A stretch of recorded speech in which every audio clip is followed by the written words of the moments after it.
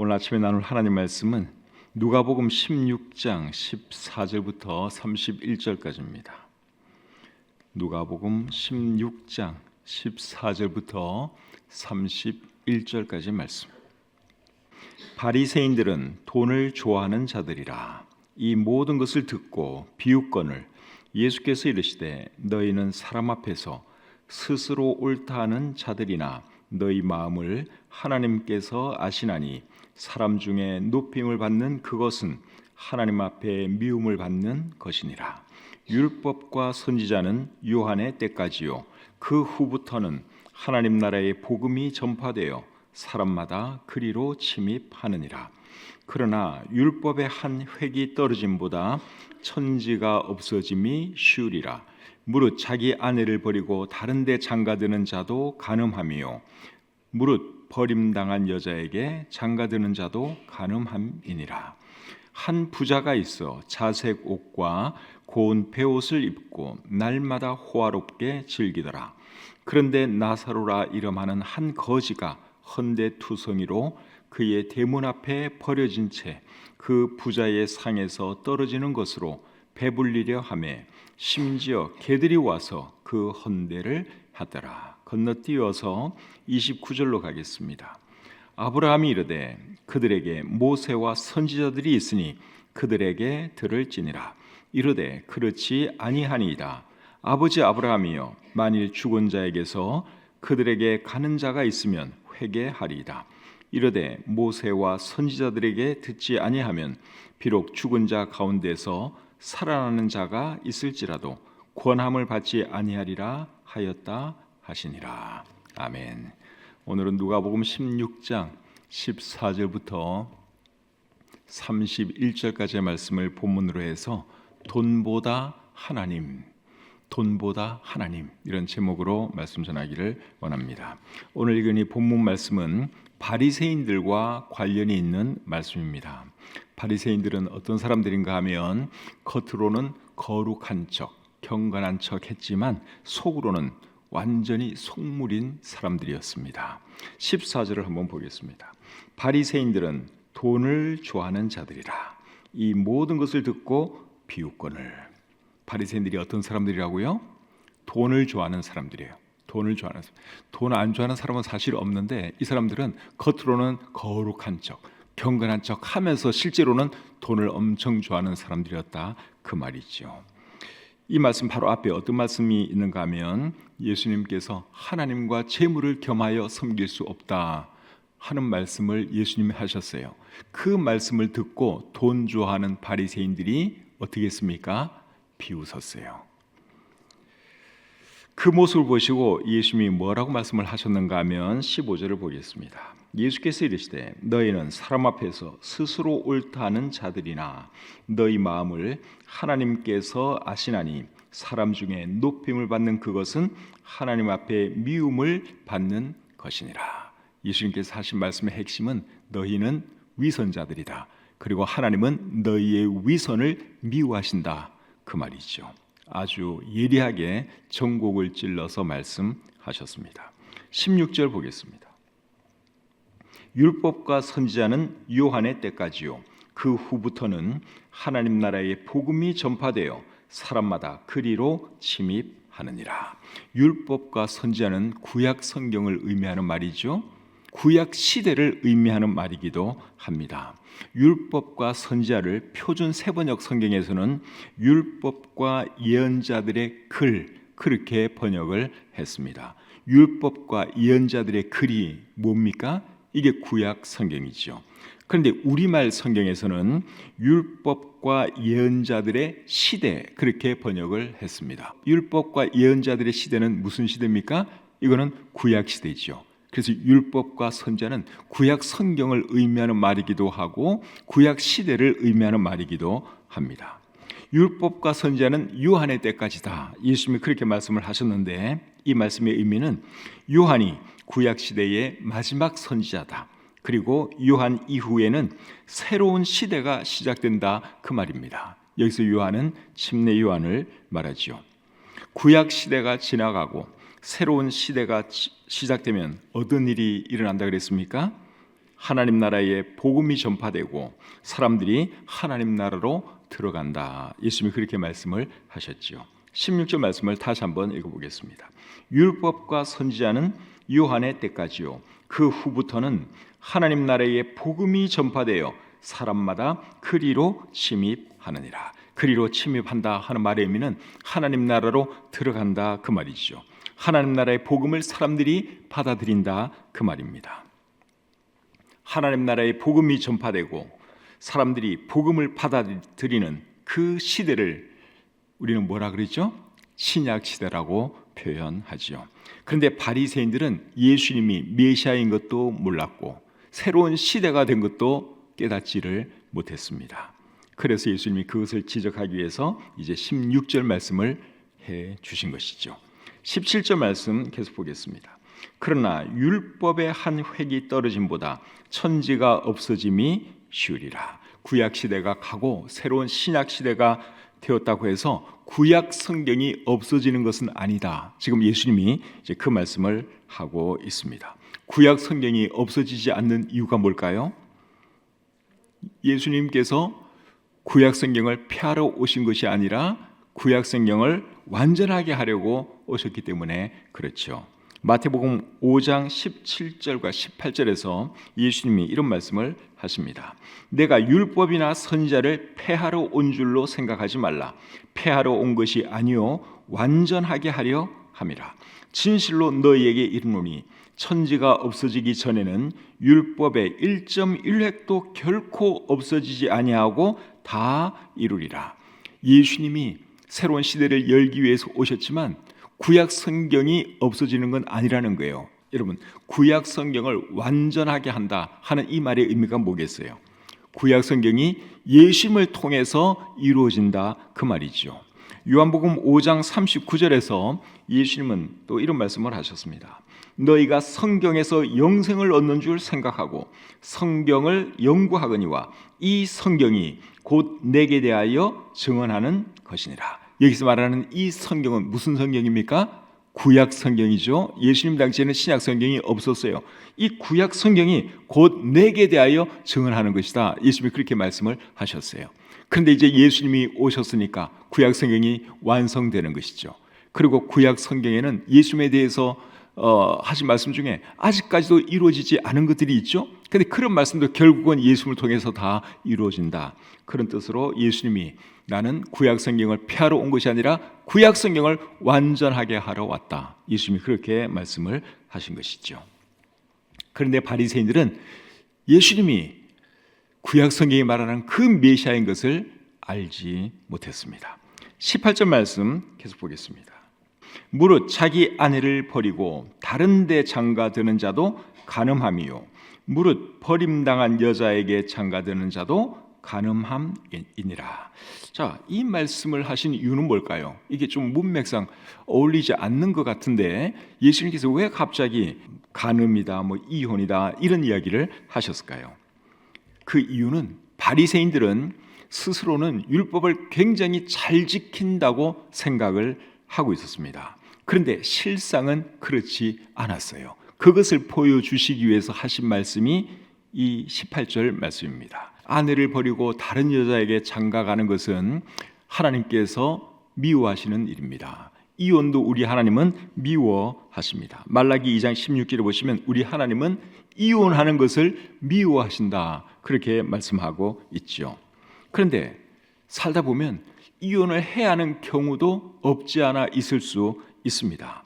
그럴 때는 어떻게 하라고 하나님 말씀이 우리에게 가르쳐 주는가 하면 이혼 증서를 써주고 이혼하라 그렇게 말씀을 하고 있습니다. 신명기 24장 1절과 2절에 그렇게 기록되어 있습니다. 제가 한번 읽어보겠습니다.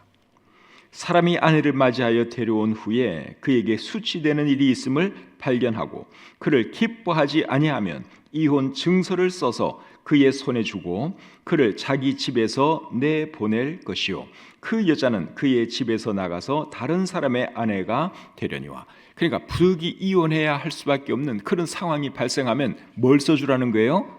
이혼 증서를 써주고 그 여자를 이제 가게 해주라.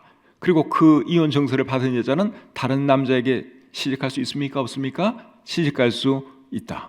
하나님께서 그렇게 하라고 말씀을 하셨지요. 이혼 증서를 써서 이혼하라고 한 이유는 여자를 보호해주기 위해서 그런 거예요. 이혼 증서도 안 써주고 그냥 집에서 쫓아내버리면 이 여자는 결혼 상태가 유지되는 것도 아니고 아닌 것도 아니고 재혼할 수도 없고 뭐 아주 애매모호한 상황이 됩니다. 그래서 이혼을 할 것 같으면 확실하게 이혼 증서를 써주고 그 여자를 내보내라. 그렇게 우리 하나님이 말씀을 하신 것이죠. 그런데 바리새인들은 이제 이런 말씀을 악용했어요. 그래서 어떻게 하는가 하면 이혼하고 싶으면 뭐 특별히 이혼할 이유는 없어요. 여자가 흠 있는 것도 아니고 뭐 잘못한 것도 아니에요. 근데 그냥 싫어진 거예요. 좀 새로운 여자랑 살고 싶은 이런 욕망이 생겼을 때 어떻게 하는가 하면 그냥 이혼 증서 써주는 거예요. 그리고 자기는 뭐 합니까? 다른 여자 만나서 결혼하는 거예요. 그것을 예수님은 너희가 지금 간음을 하고 있다. 그렇게 말씀을 하신 것이죠. 그러니까 표면적으로는 그럴듯하게 다 율법을 지키는 것처럼 했지만 실제로는 아주 음탕하고 악한 사람들이었다 하는 것이죠. 그것을 지적하기 위해서 예수님이 이 말씀을 하신 겁니다. 그리고 이제 19절 이하에는 어떤 이야기가 나오죠? 한 부자와 나사로라고 하는 한 거지에 대한 이야기가 나옵니다. 거지 나사로는 죽어서 아브라함의 품으로 들어가고 부자는 어디에 가죠? 엄부에 떨어지게 되죠. 아브라함의 품은 낙원으로 우리가 이해할 수도 있습니다. 아브라함의 품, 낙원, 주님의 품 다 같은 의미입니다. 더 간단하게 말하면 천국이라고 우리가 표현하는 그곳이죠. 그리고 음부는 지옥으로 우리가 이해할 수 있습니다. 예수님은 여러분 누구를 염두에 두고 이 부자와 거지 나사로의 이야기를 해주셨을까요? 돈 좋아하는 바리새인들을 염두에 두고 이 말씀을 해 주셨습니다. 14절 말씀을 여러분 다시 한번 보겠습니다. 바리새인들은 돈을 좋아하는 자들이라.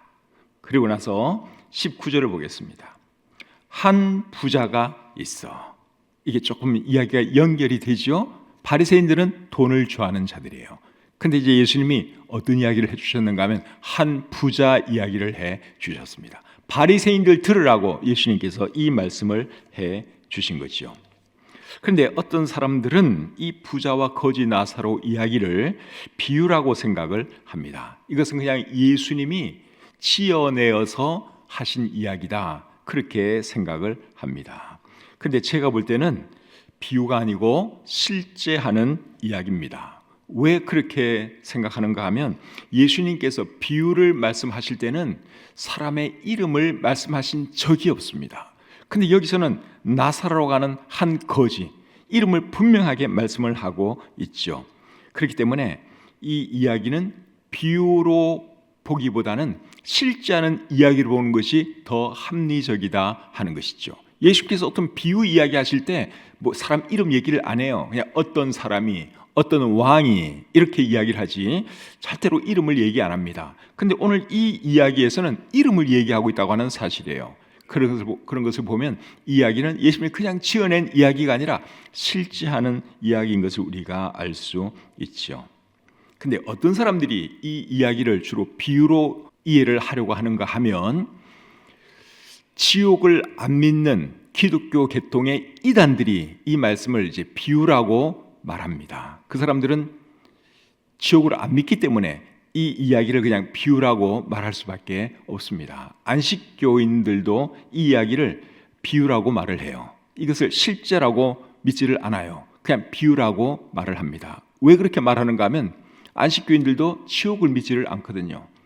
지옥 뜨거운 불못에 가긴 가는데 잠시 고통당하다가 영혼이 소멸되는 것으로 가르쳐요.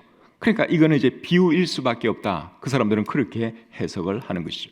여호와의 증인도 지옥을 안 믿어요. 그 사람들도 이제 이런 이야기를 비유로 그냥 해석할 수밖에 없습니다. 어차피 지옥을 안 믿으니까 이거는 예수님이 그냥 지어낸 이야기다. 그렇게 해석을 하는 것이죠. 그런데 성경을 보면 지옥은 분명히 있는 곳이죠. 100번, 10,000번 양보해서 이 이야기가 비유라고 해도 지옥은 있습니까? 없습니까? 지옥은 있어요. 불타는 지옥은 분명히 있습니다. 가장 대표적인 말씀이 마가복음 9장 48절, 49절 말씀 같은데 한번 제가 읽어드리겠습니다. 예수님이 하신 말씀이에요. 거기에서는 구더기도 죽지 않고 불도 꺼지지 아니하느니라. 사람마다 불로서 소금치듯 함을 받으리라. 예수님께서 지옥이 있다고 지금 말씀을 하고 있죠. 불타는 지옥이 있다고 예수님이 말씀하고 있습니다.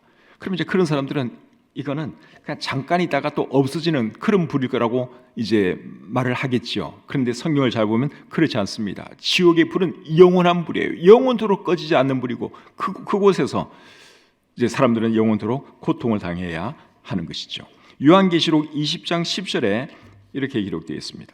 또 그들을 미혹하는 마귀가 불과 유황못에 던져지니 거기는 그 짐승과 거짓 선지자도 있어 세세토록 밤낮 괴로움을 받으리라. 얼마 동안 괴로움을 받는다고요? 세세토록, 영원토록 고통을 당한다. 그렇게 말씀을 하고 있죠. 그러니까 안식교인들이나 영혼은 결국은 사라지게 된다. 그 말은 잘못된 말이다 하는 거예요. 지옥은 분명히 있고 그 지옥에서 영원토록 고통을 당해야 한다 하는 것이 성경이 말씀하고 있는 내용입니다. 그런데 여러분, 중요한 것은 뭔가 하면 이 부자가 왜 음부에 떨어졌냐 하는 거예요. 그 이유는 29절부터 31절을 보면 알 수 있습니다. 아브라함이 이르되 그들에게 모세와 선지자들이 있으니 그들에게 들을지니라. 이르되 그렇지 아니하니이다. 아버지 아브라함이여, 만일 죽은 자에게서 그들에게 가는 자가 있으면 회개하리이다. 이르되 모세와 선지자들에게 듣지 아니하면 비록 죽은 자 가운데서 살아나는 자가 있을지라도 권함을 받지 아니하리라 하였다 하시니라. 자, 이 말씀을 잘 보시면 이 부자가 지옥에 간 이유가 뭡니까? 여기 있는 표현을 그대로 빌리면 모세와 선지자들의 말을 듣지 않았기 때문에 이 사람이 지옥에 온 것이죠. 그래서 이제 자기 형제들은 제발 지옥에 오는 일이 없어야 되니까 나사로를 보내어서 좀 전도해달라고 사정을 하죠. 그때 아브라함이 하는 말이 모세와 선지자들이 땅에 있으니 그들의 말을 들으면 된다. 그렇게 말씀을 했습니다. 모세와 선지자들은 구약 성경을 의미하는 말이죠. 부자가 여러분, 구약 성경에 기록된 말씀을 왜 듣지 않았을까요? 그 이유는 하나님에 대한 믿음이 없었기 때문이죠. 구약 시대는 여러분 사람들이 어떻게 구원받았죠? 하나님을 믿음으로 구원받았죠. 창세기 15장 6절을 보시면 아브라함이 여호와를 믿으니 그것이 그에게 의로 여겨졌다. 그것을 통해서 구원받았다. 그렇게 말씀하고 있죠. 그래서 이 부자가 지옥에 간 이유는 다른 이유가 아니에요.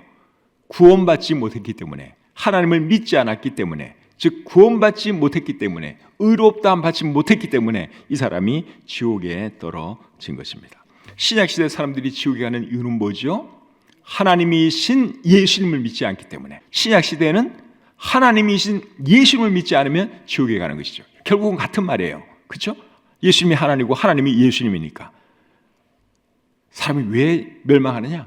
하나님을 믿지 않기 때문에, 예수님을 믿지 않기 때문에 멸망하는 것이죠. 그런데 여러분, 구약시대나 신약시대나 사람들이 구원받는 데 있어서 큰 장애가 되는 거, 그게 뭔 줄 아십니까? 구원받는 데 방해거리가 뭔 줄 아십니까?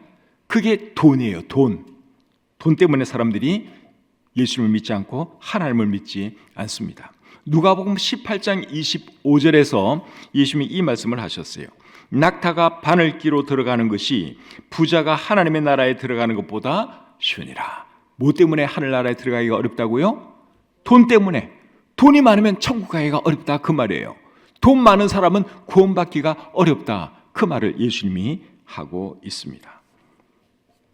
예수님께서 왜 바리새인들에게 이 말씀을 해주셨는지 조금 이해가 되시죠? 이 사람들이 돈을 너무 좋아하는 거예요. 돈.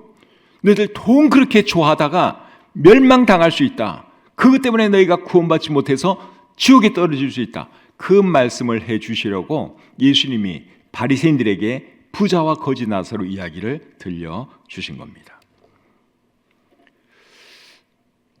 구원받은 사람이 돈 좋아하면 어떻게 되는 줄 아세요?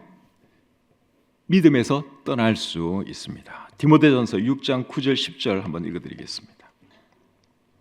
구하려 하는 자들은 시험과 올무와 여러 가지 어리석고 해로운 욕심에 떨어지나니 곧 사람으로 파멸과 멸망에 빠지게 하는 것이라. 돈을 사랑함이 일만하게 뿌리가 되나니 이것을 탐내는 자들은 미혹을 받아 믿음에서 떠나 많은 근심으로써 자기를 찔렀도다. 구원 못 받은 사람은 돈 때문에 구원 못 받을 가능성이 높습니다. 전혀 100% 그런 건 아니지만 돈이 많다 보면 교만해요. 예수를 믿을 생각을 안 합니다. 그래서 돈 때문에 구원받지 못하고 멸망할 가능성이 굉장히 높고, 예수 믿고 구원받은 사람이 돈을 지나치게 사랑하면 어떻게 되느냐? 이 말씀에 의하면 믿음에서 떠날 수 있습니다. 다시 세상으로 돌아갈 가능성이 높다 그 말이죠. 그렇기 때문에 우리는 돈을 사랑하거나 돈을 추구하면 안 되고, 우리는 누구를 사랑해야 합니까? 하나님을 사랑해야 되고 하나님 나라를 추구해야 하는 것이죠. 마태복음 6장 33절에서 예수님이 이렇게 말씀하십니다. 너희는 먼저 그의 나라와 그의 의를 구하라. 그리하면 이 모든 것을 너희에게 더하시리라. 하나님 나라와 하나님의 의를 구하면 하나님께서 물질도 주시고 필요한 모든 것을 다 주신다고 약속하셨습니다. 근데 돈만 좋아하고 돈만 추구하면 결국은 여러분 망하는 길로 가는 거예요. 그걸 우리가 잊으면 안 됩니다. 시편 39편 6절과 7절에서 다윗은 이런 고백을 했습니다. 진실로 각 사람은 그림자같이 다니고 헛된 일로 소란하며 재물을 쌓으나 누가 거둘는지 알지 못하나이다. 주여, 이제 내가 무엇을 바라리요? 나의 소망은 주께 있나이다.